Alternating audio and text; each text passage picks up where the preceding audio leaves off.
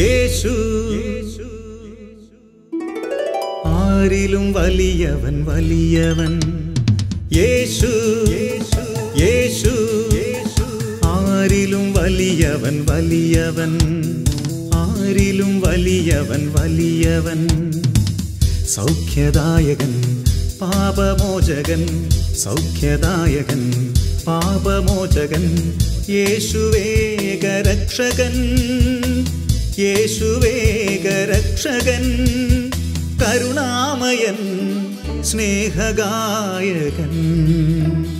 കരുണാമയൻ സ്നേഹഗായകൻ.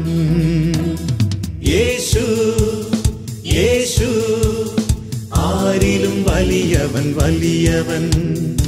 ആരിലും വലിയവൻ വലിയവൻ.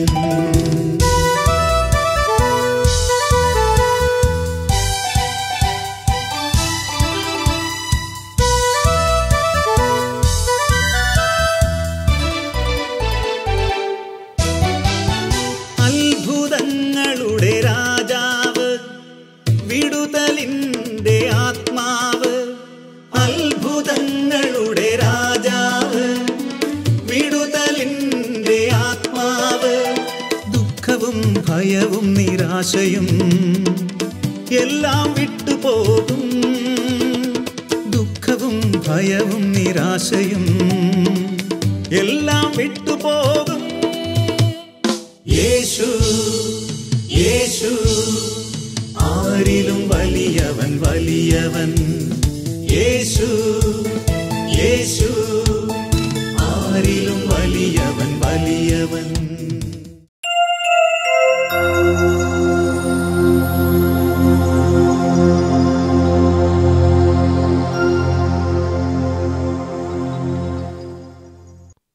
കർത്താവായ യേശുവേ, അങ്ങയുടെ തിരുനാമത്തെ ഞങ്ങൾ ആരാധിച്ച് സ്തുതിച്ച് മഹത്വപ്പെടുത്തുന്നു. അങ്ങ് കാരുണ്യവാനും സർവശക്തനുമായ ദൈവമാണ്. അങ്ങയുടെ പ്രിയപ്പെട്ട അമ്മയെ, പരിശുദ്ധ കന്യകാമറിയത്തെ ഞങ്ങളുടെ അമ്മയായിട്ട് നൽകിയ ആ വലിയ സ്നേഹത്തിന് ഞങ്ങൾ നന്ദി പറയുന്നു. പരിശുദ്ധ അമ്മയോട് ചേർന്ന് ഈശോയെ ഞങ്ങൾ ആരാധിച്ച് സ്തുതിച്ച് മഹത്വപ്പെടുത്തുന്നു. ഉത്ഭവ പാപമില്ലാതെ ജനിച്ച പരിശുദ്ധ അമ്മയോട് ചേർന്ന് പിതാവും പുത്രനും പരിശുദ്ധാത്മാവുമായ ദൈവത്തെ ഞങ്ങൾ ആരാധിക്കുന്നു.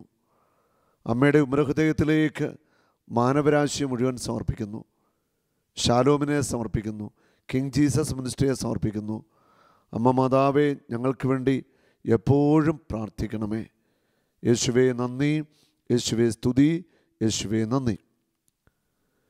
ഈ ഡിസംബർ മാസത്തിൽ നമ്മൾ പരിശുദ്ധ കന്യകാമറിയത്തിൻ്റെ അമലോത്ഭവ തിരുനാൾ ആഘോഷിക്കുന്നുണ്ട്. ഡിസംബർ 8-ാം തീയതി പരിശുദ്ധ അമ്മയെ എത്രമാത്രമാണ് യേശു ഉയർത്തിയത്.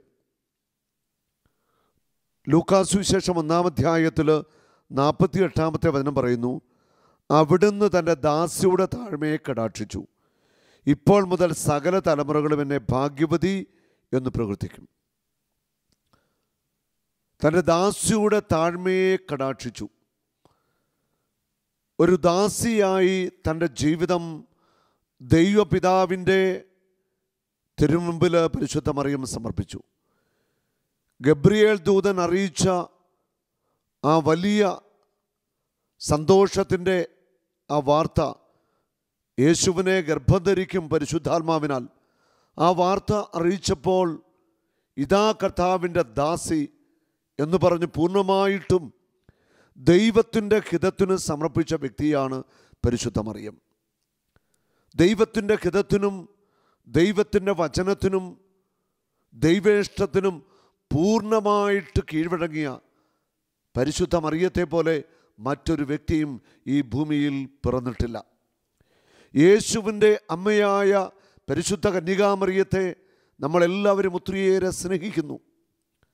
ഒരിക്കലും നമ്മളാരും പരിശുദ്ധ കന്യകാമറിയത്തെ ആരാധിക്കുന്നില്ല. യേശുവിൻ്റെ അമ്മയാണ്. അക്കാരണം കൊണ്ട് പരിശുദ്ധ അമ്മയെ നമ്മൾ ഏറെ ബഹുമാനിക്കുന്നു, ഏറെ സ്നേഹിക്കുന്നു.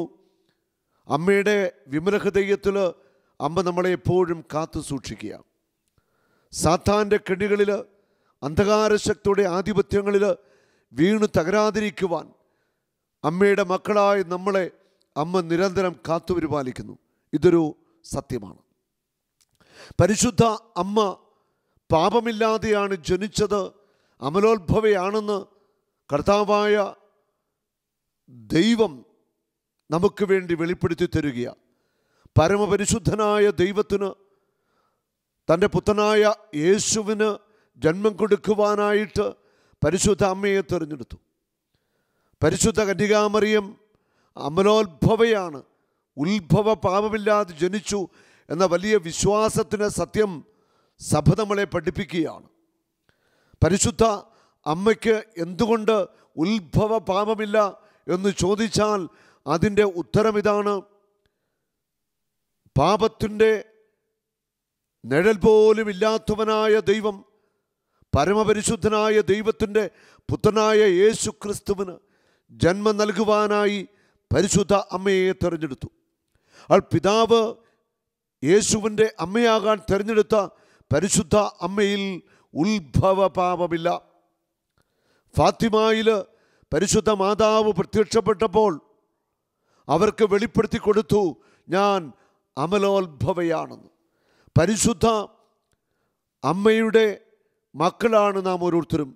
കാൽവരി കുരിശ് വരെ യേശുവിൻ്റെ പിന്നാലെ അമ്മയുണ്ടായിരുന്നു.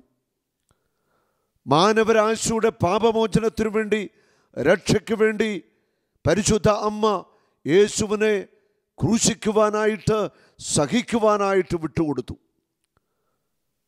ഓമനിച്ചു വളർത്തിയ തൻ്റെ പ്രിയമകനെ വിട്ടുകൊടുത്തു. മാനവരാശിയുടെ പാപങ്ങൾക്ക് പരിഹാരം ചെയ്തു.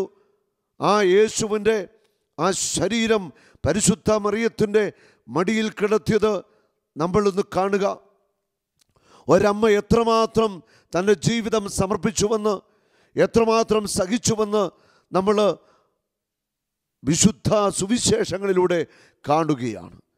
പരിശുദ്ധ അമ്മ ഭാഗ്യവതിയാണ്. അതിൻ്റെ കാരണം യേശുവിൻ്റെ അമ്മയായതുകൊണ്ട് മാത്രമാണ്. അവൾ ഒരു ദാസിയായി തീർന്നു.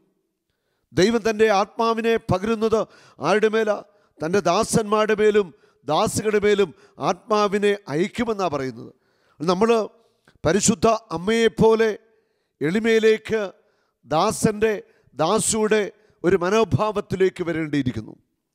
എത്രമാത്രം പ്രാർത്ഥനയിൽ, എളിമയിൽ, വിശുദ്ധിയിൽ യേശുവിനോടൊപ്പം ആയിരിക്കാൻ സാധിക്കുമോ അതിനുവേണ്ടിയുള്ള ഒരു തീവ്രമായ പരിശ്രമം നമ്മുടെ ഭാഗത്തു നിന്ന് ഉണ്ടാകണം.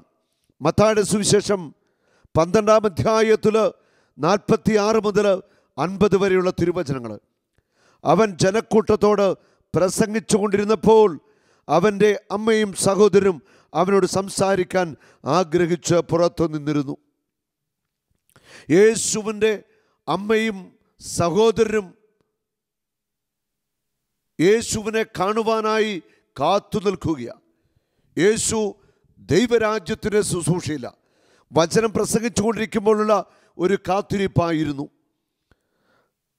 ഒരുവൻ അവനോട് പറഞ്ഞു, നിന്റെ അമ്മയും സഹോദരൻ നിന്നോട് സംസാരിക്കാൻ ആഗ്രഹിച്ച് പുറത്തു നിൽക്കുന്നു. യേശു അവനോട് പറഞ്ഞു, ആരാണ് എൻ്റെ അമ്മ, ആരാണ് എൻ്റെ സഹോദരൻ? യേശു ചോദിക്കുന്ന ഒരു ചോദ്യം ഇതാണ്: ആരാണ് എൻ്റെ അമ്മ, ആരാണ് എൻ്റെ സഹോദരൻ? അതിന് യേശു ഉത്തരം നൽകിയാണ്. തൻ്റെ ശിഷ്യരുടെ നേരെ കൈ ചൂണ്ടിക്കൊണ്ട് അവൻ പറഞ്ഞു, ഇതാ എൻ്റെ അമ്മയും സഹോദരനും. സ്വർഗസ്ഥനായ എൻ്റെ പിതാവിൻ്റെ ഇഷ്ടം നിറവേറ്റുന്നവൻ ആരോ അവനാണ് എൻ്റെ അമ്മയും എൻ്റെ സഹോദരനും. നമ്മൾ ആഴമായിട്ട് മനസ്സിലാക്കേണ്ട ഒരു വലിയ ആത്മീയ രഹസ്യം ഇവിടെ മറഞ്ഞിരിപ്പുണ്ട്. നമ്മൾ ഓരോരുത്തരും യേശുവിൻ്റെ അമ്മയുടെ സ്ഥാനത്തേക്ക്, യേശുവിൻ്റെ സഹോദരൻ്റെ സ്ഥാനത്തേക്ക് ഉയരേണ്ടവരാ. നമ്മൾ എങ്ങനെ ആ ഒരു അവസ്ഥയിലേക്ക് കടന്നു വരും? അതിനൊറ്റ മാർഗമേ ഉള്ളൂ: സ്വർഗസ്ഥനായ പിതാവിൻ്റെ ഇഷ്ടം നിറവേറ്റുക. സ്വർഗസ്ഥനായ പിതാവിൻ്റെ ഇഷ്ടം എന്താണ്? തൻ്റെ പുത്രനായ ഏകജാതനായ യേശു ക്രിസ്തു പറഞ്ഞ വചനങ്ങൾ അതേപടി അനുസരിച്ച് ജീവിതത്തിൽ പ്രാവർത്തികമാക്കാൻ ശ്രമിക്കുന്നവരാണ് യേശുവിൻ്റെ അമ്മയും യേശുവിൻ്റെ സഹോദരന്മാരും. യേശുവിൻ്റെ വചനം അക്ഷരം പടി അനുസരിച്ച ഏക വ്യക്തി തന്നെയാണ് പരിശുദ്ധ കന്യകാമറിയം. ദൈവത്തിൻ്റെ ഇഷ്ടത്തിന് തന്നെ സമർപ്പിച്ചുകൊണ്ട്, ദൈവവചനത്തിന് തന്നെ പൂർണ്ണമായിട്ട് വിട്ടുകൊടുത്തുകൊണ്ട്, പിതാവിൻ്റെ ഹിതം ഏറ്റെടുത്ത, പിതാവിൻ്റെ ആഗ്രഹം ഏറ്റെടുത്ത പരിശുദ്ധ അമ്മ. ദൈവപുത്രനായ യേശുവിനെ സ്വീകരിക്കുവാൻ, യേശുവിൻ്റെ അമ്മയായി തീരുവാൻ പരിശുദ്ധ മറിയം തൻ്റെ ജീവിതം വിട്ടുകൊടുത്തപ്പോൾ അമ്മയുടെ ജീവിതത്തിലേക്ക് നഷ്ടങ്ങളുടെയും സഹനങ്ങളുടെയും നൊമ്പരങ്ങളുടെയും വേദനകളുടെയും അനുഭവങ്ങൾ ഏറെ ഉണ്ടാകേണ്ടി വന്നു. യേശുവിൻ്റെ അമ്മയായി, സഹോദരനായി നിനക്ക് മാറണമെങ്കിൽ നിനക്ക് ജീവിതത്തിൽ നഷ്ടങ്ങൾ സഹിക്കേണ്ടി വരും, സഹനങ്ങളിലൂടെ കടന്നു പോകേണ്ടി വരും. നീ സ്വപ്നം കാണുന്നത് പോലെ, ആഗ്രഹിക്കുന്നത് പോലെയെല്ലാം ജീവിതത്തിൽ നടക്കുമെന്ന് നിർബന്ധമില്ല. ദൈവത്തിൻ്റെ ഹിതത്തിന് വിട്ടുകൊടുത്തു കഴിഞ്ഞാൽ പിന്നെ ദൈവത്തിൻ്റെ മനസ്സനുസരിച്ച നമ്മുടെ കാര്യങ്ങൾ നടക്കുവാനായിട്ട് പോകുന്നത്. പരിശുദ്ധ അമ്മയുടെ ജീവിതത്തിൽ നഷ്ടങ്ങളും സഹനങ്ങളുമൊക്കെ ഉണ്ടായി. അതിലൂടെ പരിശുദ്ധ അമ്മ ഭാഗ്യവതിയായിട്ട് മാറുകയാണ്. നമ്മുടെ ജീവിതത്തിൽ വചനമനുസരിക്കാൻ തീരുമാനമെടുക്കുമ്പോൾ തന്നെ ശക്തമായ പ്രലോഭനങ്ങൾ, തടസ്സങ്ങളൊക്കെ ഉണ്ടാവും. നീ വചനമനുസരിക്കുന്ന വ്യക്തിയാണെങ്കിൽ നീ യേശുവിൻ്റെ സഹോദരൻ്റെ സ്ഥാനത്തേക്ക് ഉയരുകയാണ്. നീ ദൈവപിതാവിൻ്റെ ഇഷ്ടം നിറവേറ്റുന്ന വ്യക്തിയാണെങ്കിൽ നീ യേശുവിൻ്റെ സഹോദരൻ്റെ സ്ഥാനത്തേക്ക് ഉയരുകയാണ്. സ്വർഗസ്ഥനായ പിതാവിൻ്റെ ഇഷ്ടം നീ എങ്ങനെ നിറവേറ്റും? വചനമനുസരിച്ചുകൊണ്ടാണ് ദൈവത്തിൻ്റെ ഇഷ്ടം നമ്മൾ നിറവേറ്റുന്നത്. ദൈവത്തിൻ്റെ ഹിതം നമ്മളങ്ങനെ തിരിച്ചറിയും. പ്രാർത്ഥിക്കുന്ന ഒരു വ്യക്തിക്ക് ദൈവത്തിൻ്റെ ആത്മാവ് വെളിപാടുകൾ നൽകും. നമുക്ക് കിട്ടിയിരിക്കുന്ന വെളിപാടിന് നിറവ് മുഴുവൻ വിശുദ്ധ ബൈബിളിലുണ്ട്. അത് വചനത്തിലൂടെ ദൈവത്തിൻ്റെ ആത്മാവാണ് സംസാരിക്കുന്നത്. നമ്മൾ നമ്മുടെ ജീവിതത്തെ ദൈവ വചനത്തിനായിട്ട് സമർപ്പിക്കണം. വചനത്തിനായി സമർപ്പിക്കുന്നു എന്ന് പറഞ്ഞാൽ യേശുവിനായി ജീവിതം നമ്മൾ സമർപ്പിക്കുന്നു എന്ന് തന്നെ നമുക്ക് അർത്ഥമാക്കുവാൻ സാധിക്കും. ആ പരിശുദ്ധ അമ്മ വചനത്തിനു വേണ്ടി തൻ്റെ ജീവിതത്തെ വിട്ടുകൊടുത്തു.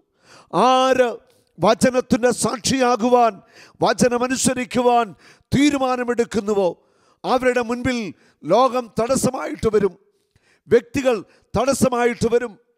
സാത്താന ശക്തികൾ വചനം അനുസരിക്കാതിരിക്കാൻ വേണ്ടി നിന്റെ ജീവിതത്തിൽ ഞെരുക്കങ്ങളും തടസ്സങ്ങളുമൊക്കെ സൃഷ്ടിക്കും. Hallelujah, hallelujah. പരിശുദ്ധ അമ്മയോട് ചേർന്ന് നമുക്ക് രണ്ട് കരങ്ങളും ഉയർത്തി പുത്രനായ യേശുവിനെ ഒന്ന് സ്തുതിക്കാം. Hallelujah, hallelujah. യേശുവേ, അങ്ങ് ഞങ്ങൾ സ്തുതിക്കുന്നു. പരിശുദ്ധ അമ്മയോട് ചേർന്ന് ആരാധിച്ച് സ്തുതിച്ച് മഹത്വപ്പെടുത്തുന്നു. ഹല്ലേലൂയ, ഹല്ലേലൂയ. കരമടിച്ചൊന്ന് സ്തുതിക്കാമോ? ഹല്ലേലൂയ. യേശുവേ നന്ദി, യേശുവേ സ്തുതി, പരിശുദ്ധാത്മാവേ നന്ദി. യേശു നമ്മിൽ ഓരോരുത്തരെയും കുറിച്ച് ആഗ്രഹിക്കുന്നത് എന്താ? ഒന്ന് ചിന്തിച്ചു നോക്കേ. യേശു എന്നെ യേശുവിൻ്റെ സഹോദരനായിട്ട് അംഗീകരിക്കുക. യേശു നിങ്ങളെ ഓരോരുത്തരെയും സഹോദരനായി, അമ്മയായി, സഹോദരിയായി അംഗീകരിക്കുക എന്ന് പറഞ്ഞാൽ എന്താ അർത്ഥം? സഹോദരൻ, സഹോദരി എന്ന് പറയുമ്പോൾ ഒരമ്മയുടെ ഗർഭപാത്രത്തിൽ നിന്ന് പിറന്ന് ഒരു രക്തത്തിൽ ജനിച്ചവരാ. നമ്മൾ വിശുദ്ധ കുർബാനയിലൂടെ യേശുവിൻ്റെ ശരീരരക്തങ്ങൾ സ്വീകരിക്കുന്നു. അത് യേശുവിൻ്റെ ശരീരത്തിൻ്റെ രക്തത്തിൻ്റെ ഭാഗമായിട്ട് മാറുന്ന നാം യേശുവിൻ്റെ സഹോദരങ്ങൾ തന്നെയാണ്. പക്ഷേ യേശുവിൻ്റെ വചനമനുസരിക്കാത്ത അനേകരെ നമ്മൾ കാണുന്നുണ്ട്. ഓരോ ദിവസവും നിരന്തരമായിട്ട് വിശുദ്ധ ബലി അർപ്പിക്കുന്ന എത്രയോ വ്യക്തികളാണ്. വചനമനുസരിക്കുവാൻ അവർ കൂടുതൽ താല്പര്യം കാണിക്കുന്നില്ല. വചനം അതേപടി ജീവിതത്തിൽ സ്വീകരിക്കുവാൻ അവർക്ക് താല്പര്യമില്ല. വചനത്തോട് കോംപ്രമൈസ് ചെയ്തുകൊണ്ട്, വിട്ടുവീഴ്ച ചെയ്തുകൊണ്ട്, വലിയ ലാഘവ ബുദ്ധിയോടെ ജീവിക്കുവാൻ നമ്മൾ ഇറങ്ങിത്തിരിച്ചാൽ ഒരിക്കലും യേശുവിൻ്റെ സഹോദരൻ്റെ അമ്മയുടെ സ്ഥാനത്തേക്ക് നമുക്ക് കടന്നു വരാനായിട്ട് സാധ്യമല്ല. വചനമനുസരിക്കുക എന്ന് പറഞ്ഞാൽ യേശുവിൻ്റെ ഹൃദയത്തിൻ്റെ ഇഷ്ടം നടപ്പാക്കുക, യേശുവിൻ്റെ ഹൃദയത്തോട് ചേർന്ന് നിൽക്കുക. അതാണ് നമ്മൾ തിരിച്ചറിയേണ്ട ജീവിത യാഥാർത്ഥ്യം. യേശുവിനെ മഹത്വപ്പെടുത്തുവാൻ, യേശുവിനെ സ്തുതിക്കുവാൻ, യേശുവിന് ജീവിതം കൊടുക്കുവാൻ നീ തയ്യാറാകുന്നുവെങ്കിൽ, നീ എപ്പോൾ വചനമനുസരിക്കുവാൻ തീരുമാനമെടുക്കുന്നുവോ, അതിന് വില കൊടുക്കാൻ തുടങ്ങുന്നുവോ, നിന്റെ ജീവിതത്തിൽ കഷ്ടങ്ങളുണ്ടാകും, നഷ്ടങ്ങളുണ്ടാകും, സഹനമുണ്ടാകും, വേദന ഉണ്ടാകും. പക്ഷേ യേശു നിൻ്റെ കൂടെ എപ്പോഴും ഉണ്ടാകും. ആരൊക്കെ ജീവിതത്തിൽ വചനത്തിന് വേണ്ടി വില കൊടുത്തോ, വചനത്തിന് വേണ്ടി നിലകൊണ്ടോ, അവരൊക്കെ സഹിക്കേണ്ടി വന്നിട്ടുണ്ട്. അവരൊക്കെ ജീവിതത്തിൽ നഷ്ടങ്ങൾ ഏറ്റുവാങ്ങേണ്ടി വന്നിട്ടുണ്ട്. നിനക്കുണ്ടാകുന്ന നഷ്ടങ്ങൾ മുഴുവൻ 100 ഇരട്ടിയായിട്ട് കർത്താവ് തിരിച്ചു തരുന്നവരാണ്. വചനത്തിനു വേണ്ടി നീ സഹിക്കുമ്പോൾ ആ സഹനങ്ങൾ ദൈവത്തിൻ്റെ കണക്ക് പുസ്തകത്തിൽ, ജീവൻ്റെ പുസ്തകത്തിൽ നിനക്കതെല്ലാം അനുഗ്രഹമായിട്ട് കർത്താവ് കുറിച്ചു വെച്ചിട്ടുണ്ട്.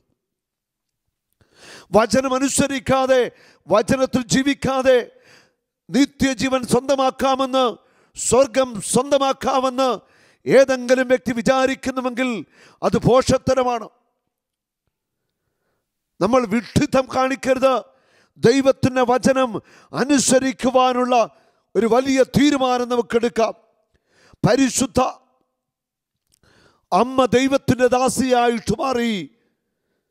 വചനം തന്നെയായ യേശുവിനെ ഉദരത്തിൽ സ്വീകരിക്കുവാൻ അമ്മയ്ക്ക് സാധിച്ചത് ദൈവപിതാവിൻ്റെ ദാസിയായിട്ട് മാറിയപ്പോഴാണ്. അമ്മയുടെ സമർപ്പണത്തിൻ്റെ ആഴങ്ങളിലേക്ക് നമുക്കൊന്ന് കടന്നു വരാം. കുരിശിൻ്റെ ചുവട്ടിൽ വരെ നിശബ്ദമായിട്ട് വേദന സഹിക്കുന്ന, നൊമ്പരപ്പെടുന്ന ഒരമ്മയാണ് നമ്മൾ കാണുന്നത്. കുരിശിൻ്റെ മുന്നിൽ ആരോടും പരാതിയില്ലാതെ വിങ്ങിപ്പൊട്ടുന്ന ഹൃദയമായിട്ട് തൻ്റെ പ്രിയപുത്രനെ പീഡാസഹനത്തിന് വിട്ടുകൊടുക്കുന്ന അമ്മയെ നമ്മൾ കാണുകയാണ്. ഈ അമ്മയുടെ ഹൃദയത്തോട് ചേർന്ന് നിൽക്കുവാൻ വചനമനുസരിക്കുന്ന ഏതൊരാൾക്കും സാധിക്കണം. പരിശുദ്ധ അമ്മയെ തള്ളിക്കളഞ്ഞിട്ട് ആർക്കും വചനത്തിൻ്റെ സാക്ഷിയാകുവാൻ സാധ്യമല്ല. വചനത്തിൻ്റെ സാക്ഷ്യമായത് ഏറ്റവും അധികം പരിശുദ്ധ അമ്മ തന്നെയായിരുന്നു. പരിശുദ്ധ കന്യകാമറിയം തന്നെയായിരുന്നു വചനത്തിന് ഏറ്റവും വലിയ സാക്ഷ്യം കൊടുത്ത വ്യക്തി. ഞാനും നിങ്ങളും വചനത്തിനു സാക്ഷ്യമാകണമെങ്കിൽ പരിശുദ്ധ അമ്മയെ നമ്മുടെ സ്വന്തം അമ്മയായി നമ്മൾ സ്വീകരിക്കണം. വചനമനുസരിക്കണമെങ്കിൽ അമ്മയുടെ കൈകളിൽ പിടിച്ചുകൊണ്ടുള്ള ഒരു യാത്ര, ആ യാത്ര ദുർഘടമായ വഴികളിലൂടെയാകാം. നീ തളർന്നു വീഴുമ്പോൾ വീഴാതിരിക്കുവാൻ വചനത്തിൻ്റെ ശക്തി തന്നുകൊണ്ട്, ആത്മാവിൻ്റെ ശക്തി തന്നുകൊണ്ട് നിന്നെ താങ്ങുവാൻ പരിശുദ്ധ അമ്മ കൂടെ ഉണ്ടായിരിക്കും. ഉത്ഭവ പാപമില്ലാതെ ജനിച്ച അമ്മയാണ് പരിശുദ്ധ മറിയം. നമുക്ക് അമ്മയെ ഏറെ സ്നേഹിക്കാം. നമ്മളൊക്കെ പാപത്തോടുകൂടി പിറന്നവരാ. മാമോദീസ എന്ന കുദാശയിലൂടെ നമ്മുടെ ഉത്ഭവ പാപം കഴുകപ്പെട്ടു, നീക്കപ്പെട്ടു. ഇനി പാപരഹിതമായി പാപവഴികൾ വിട്ടുപേക്ഷിച്ച് വിശുദ്ധിയിൽ ജീവിക്കുവാൻ നമുക്ക് ഒത്തിരിയേറെ തീഷ്ണമായിട്ട് പ്രാർത്ഥിക്കാം. അതിനുവേണ്ടി നമുക്ക് പരിശ്രമിക്കുകയും ചെയ്യാം. പാപവഴികൾ നമുക്ക് വിട്ടുപേക്ഷിച്ചുകൊണ്ട് പരിശുദ്ധ അമ്മ നടന്ന വഴി അത് സഹനത്തിൻ്റെയും നഷ്ടങ്ങളുടെയും വേദനകളുടെയും പരാജയങ്ങളുടെയും ഒക്കെ വഴി തന്നെയായിരുന്നു. ആരൊക്കെ വിശുദ്ധിയുടെ പടവുകൾ ചവിട്ടി കയറിയിട്ടുണ്ടോ അവിടെയൊക്കെ ജീവിതത്തിൽ യേശുവിന് വേണ്ടി പലതും അവർ നഷ്ടപ്പെടുത്തിയവർ തന്നെയാണ്. ആ ജീവിതത്തിൽ എന്തെങ്കിലുമൊക്കെ നഷ്ടപ്പെടുത്തുവാൻ നീ തയ്യാറുണ്ടെങ്കിലേ യേശുവിൻ്റെ അമ്മയെ നിനക്ക് അമ്മയായിട്ട് ലഭിക്കത്തുള്ളൂ. യേശുവിനെ നിനക്ക് സ്വന്തമാക്കണമെങ്കിൽ ജീവിതത്തിൽ പലതും ഉപേക്ഷിക്കേണ്ടി വരും. ഈ ത്യാഗം ഏറ്റെടുക്കുവാൻ നിനക്ക് മനസ്സുണ്ടോ? അങ്ങനെയെങ്കിൽ നീ വചനത്തിൽ യേശു പറഞ്ഞ പോലെ യേശുവിൻ്റെ അമ്മയായി സഹോദരനായി ആ ഉന്നത സ്ഥാനത്തേക്ക് നീ ഉയരാനായിട്ട് പോകുക. നമുക്ക് വചനമനുസരിക്കുവാൻ ഒത്തിരിയേറെ ആഗ്രഹിക്കാം. അതിനുവേണ്ടി നമുക്ക് പരിശ്രമിക്കാം. ഒരിക്കലും ദൈവത്തിൻ്റെ വചനത്തെ ധിക്കരിക്കരുത്, വചനത്തെ വളച്ചൊടിക്കരുത്. വചനം അനുസരിച്ച് നമുക്ക് അമ്മയുടെ കൈകളിൽ പിടിച്ച്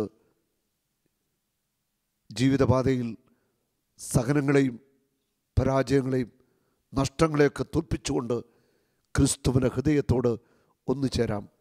യേശു നിങ്ങളെ എല്ലാവരെയും സമർത്ഥമായിട്ട് അനുഗ്രഹിക്കട്ടെ.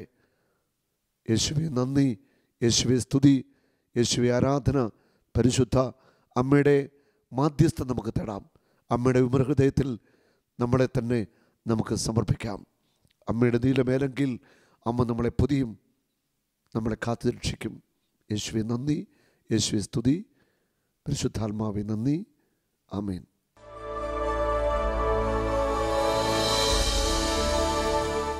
ഞങ്ങളുടെ മക്കൾക്ക് വേണ്ടിയിട്ട് സാക്ഷ്യം പറയാനായിട്ട് മമ്മിയാണ് ഇവിടെ അവിടെ പാലിയൂർ കൺവെൻഷൻ ഉണ്ടായിരുന്നു സാബു ബ്രദറിൻ്റെ. അപ്പോൾ മമ്മിയാണ് സാബു ബ്രദറിൻ്റെ ഇവിടെ പാവർട്ടിയിൽ ഇനി കൺവെൻഷൻ നടക്കുമ്പോൾ സാക്ഷ്യം പറയാമെന്ന് വിചാരിച്ചിരുന്നത്. അതുമൂലമാണ് ഞങ്ങൾ ഇവിടെ വന്നിരിക്കുന്നത്. 9 വർഷം പാലിയൂര്. ഇവിടെയാണ് കല്യാണം കഴിച്ചു കൊടുത്തിരിക്കുന്നത്. പാലിയൂര് എൻ്റെ വീട്. പറഞ്ഞു. 2 ആൺകുട്ടികളാണോ? പെൺകുട്ടികളാണ്. 2 പെൺകുട്ടികളാണ്. വിവാഹം കഴിഞ്ഞ് 9 വർഷത്തിന് ശേഷമാണ് ഞങ്ങൾക്ക് ദൈവം ഈ മക്കളെ നൽകിയിരിക്കുന്നത്. പ്രഗ്നൻ്റായി മൂന്നാമത്തെ സ്കാനിങ്ങിന് ആണ് ട്വിൻസ് ആണെന്നുള്ള കാര്യം, ഇരട്ട കുട്ടികളാണെന്നുള്ള കാര്യം അറിയുന്നത്. അപ്പോൾ തന്നെ ഡോക്ടർ പറഞ്ഞു കുറച്ച് കോംപ്ലിക്കേഷൻസ് ഉണ്ട്, 1 പ്ലസൻ്റേ ഉള്ളൂ. അത് കാരണം ബ്ലഡ് ഫ്ലോ 2 പേർക്കും കുറവായിരിക്കും. അതിൽ ആദ്യം കണ്ട കുട്ടിക്ക് പിന്നെയും ബ്ലഡ് ഫ്ലോ ഉണ്ടായിരിക്കും, രണ്ടാമത്തെ മോൾക്ക് കുറച്ച് കുറവായിരിക്കും. അതുകൊണ്ട് തന്നെ അവളുടെ ഗ്രോത്തിൻ്റെ കാര്യത്തിൽ ഒരു സംശയം ഉണ്ടായിരുന്നു. അങ്ങനെ ഇരിക്കുമ്പോഴാണ് സാബു ബ്രദറിൻ്റെ ധ്യാനം അവിടെ ഉണ്ടായിരുന്നത്. അപ്പോൾ പാലിയൂർ കൺവെൻഷനിൽ ഉണ്ടായിരുന്നു. ആ കൺവെൻഷനിൽ ഞങ്ങൾ പങ്കെടുത്തിരുന്നു. പാലിയൂർ കൺവെൻഷനിൽ ഇവർ വന്ന് പങ്കെടുത്തിരുന്നു. അപ്പോൾ 2 മക്കൾ, ഒന്നെങ്കിൽ ഒരു കുഞ്ഞിനെ കിട്ടുള്ളൂ, അല്ലെങ്കിൽ 2 കുഞ്ഞുങ്ങൾക്കും എന്തെങ്കിലും പ്രശ്നം ഉണ്ടാവുമെന്ന് അന്ന് ഡോക്ടർ പറഞ്ഞിരുന്നത്.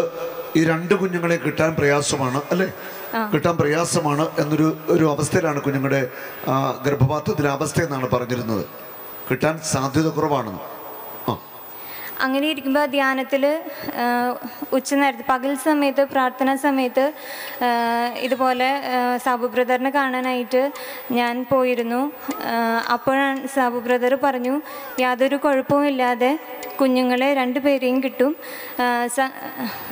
മറിയത്തിൻ്റെ സ്തോത്രഗീതം ലൂക്കായുടെ സുവിശേഷം 46 1-ാം അധ്യായം 46 മുതൽ 56 വരെയുള്ള വാക്യങ്ങൾ ഉറക്കെ ഉച്ചത്തിൽ വായിക്കാനായിട്ട് സാബു ബ്രദർ പറഞ്ഞു. യാതൊരു കുഴപ്പം കൂടാതെ എൻ്റെ അടുക്കൽ പ്രാർത്ഥിക്കാൻ വന്നപ്പോൾ ഞാൻ സാധാരണ ഗർഭിണികൾ വരുമ്പോൾ ഞാൻ പറഞ്ഞു കൊടുക്കുന്നൊരു ഭാഗമാണ് ലൂക്ക 1 മാതാവിൻ്റെ സ്തോത്രഗീതം വായിച്ചിട്ട് കുഞ്ഞ് ആത്മാവെന്നറിയാൻ പ്രാർത്ഥിക്കും. ഞാൻ അതുപോലെ പറഞ്ഞല്ലേ, കുഞ്ഞിന് വേണ്ടി പ്രാർത്ഥിക്കാൻ പറഞ്ഞു. എന്നിട്ട് പിന്നെന്താ പറഞ്ഞത്? നന്നായി പ്രാർത്ഥിക്കുക, യാതൊരു കുഴപ്പമില്ലാതെ 2 കുട്ടികളെയും ദൈവം തന്ന് അനുഗ്രഹിക്കുന്നു പറഞ്ഞു. ഹല്ലേലൂയ. യാതൊരു കുഴപ്പമില്ലാതെ 2 കുഞ്ഞുങ്ങളെയും കർത്താവ് തരുമെന്നാണ് പറഞ്ഞത്. അതുപോലെ തന്നെ കർത്താവ് പ്രവർത്തിച്ചിരിക്കുക. കരമുയർത്തിയടിച്ച് കർത്താവിനെ നമുക്ക് കഥപ്പെടുത്താം. അതിനുശേഷം കുറച്ച് നേരത്തെയാണ് ഡെലിവറി ആയത്. 8.5 മാസം ആയപ്പോഴേക്കും ഒരാളുടെ ചെറിയ മോളുടെ ഗ്രോത്തിൽ അധികം വേരിയേഷൻ ഉണ്ടായിരുന്നില്ല. ആദ്യം തന്നെ 2 പേരും തമ്മിലുള്ള ഡിഫറൻസ് കൂടുതലായിരുന്നു. പക്ഷേ ഗ്രോത്തിൻ്റെ കാര്യത്തിൽ 8.5 മാസം ആകുമ്പോഴേക്കും മോൾക്ക് അധികം ഗ്രോത്ത് ഇല്ലാണ്ടായി.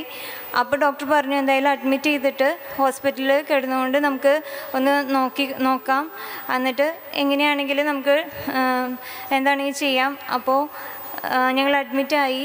അതിനുശേഷം ഒരു 10 ദിവസത്തിന് ശേഷം പെട്ടെന്ന് പ്രഷർ കൂടി. എൻ്റെ പ്രഷർ കൂടിയിട്ട് സിസേറിയൻ ചെയ്തു. സിസേറിയൻ ചെയ്ത് ആ നിമിഷം തന്നെ ഇവരിനെ 2 പേരിനെയും ഇൻക്യുബേറ്ററിൽ കൊണ്ടുപോയി. ഇൻക്യുബേറ്ററിൽ നിന്ന് വ്യത്യാസമില്ല, വെയിറ്റ് കുറവുള്ള കാരണമായിരുന്നു ഇൻക്യുബേറ്ററിൽ കൊണ്ടുപോയത്. മൂത്ത മോള് 1,860 രണ്ടാമത്തെ ആൾ 1,110 ആയിരുന്നു വെയിറ്റ്. അപ്പോൾ ആ സമയം തന്നെ അവർ ഇൻക്യുബേറ്ററിൽ കൊണ്ടുപോയി. അതിനുശേഷം 21 ദിവസത്തിന് ശേഷം 2 പേരിനും ഞങ്ങൾക്ക് കയ്യിൽ കിട്ടി. കരമടിച്ച് കർത്താവിനെ മഹത്വപ്പെടുത്താം. പൂർണ്ണ ആരോഗ്യത്തോടെ 2 കുഞ്ഞുങ്ങളെ കർത്താവ് ഇവർക്ക് നൽകി. കരം ഉയർത്തിപ്പിടിച്ച് കർത്താവിനെ നന്ദി പറഞ്ഞ് സ്തുതിക്കട്ടെ. ഹല്ലേലൂയ. കർത്താവ് 2 കുഞ്ഞുങ്ങളെയും അങ്ങ് നൽകിയ സ്നേഹത്തിന് നന്ദി പറയുന്നു. ഈ കുഞ്ഞുങ്ങൾ അനുഗ്രഹമായി മാറട്ടെ. യേശുവേ നന്ദി, യേശുവേ സ്തുതി, യേശുവേ നന്ദി. ആരിലും വലിയവൻ വലിയവൻ യേശു, യേശു. ആരിലും വലിയവൻ വലിയവൻ, ആരിലും വലിയവൻ വലിയവൻ. സൗഖ്യദായകൻ പാപമോചകൻ, സൗഖ്യദായകൻ പാപമോചകൻ. യേശുവേക രക്ഷകൻ, യേശുവേക രക്ഷകൻ. കരുണാമയൻ സ്നേഹഗായകൻ, കരുണാമയൻ സ്നേഹഗായകൻ. യേശു, യേശു. ആരിലും വലിയവൻ വലിയവൻ, ആരിലും വലിയവൻ വലിയവൻ.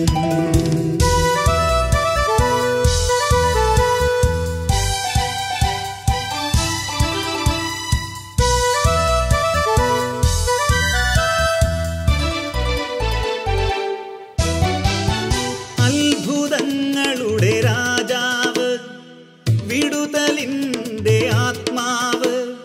അത്ഭുതങ്ങളുടെ രാജാവ്, വിടുതലിൻ്റെ ആത്മാവ്. ദുഃഖവും ഭയവും നിരാശയും എല്ലാം വിട്ടുപോകും. ദുഃഖവും ഭയവും നിരാശയും എല്ലാം വിട്ടുപോകും. യേശു, യേശു. ആരിലും വലിയവൻ വലിയവൻ യേശു, യേശു.